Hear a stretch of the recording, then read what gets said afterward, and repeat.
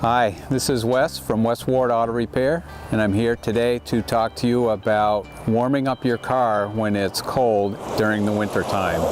It's been a lot of arguments and a lot of debate over whether or not it's a good idea to let your car idle or just to drive it.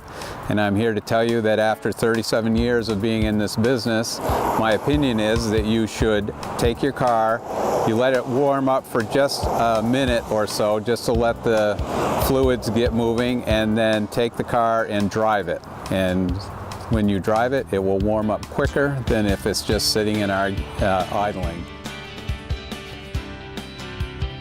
I've had this argument several times over the years about whether or not it's a good idea to let your car warm up, and of course everybody wants to get into a warm car, and I understand that, but it will warm up a lot quicker, and it's a lot easier on your vehicle if you take it out and drive it as opposed to letting it sit and idle.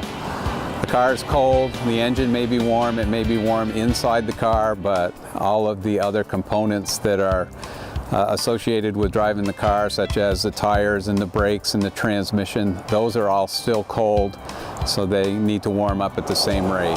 So take your car out, drive it, it'll warm up quicker, and you'll be happier. It'll last you a lot longer. If you have any questions or would like to talk further about this, you can reach me at Wes Ward Auto Repair, 1193 Portland Street, or online at wesward.com.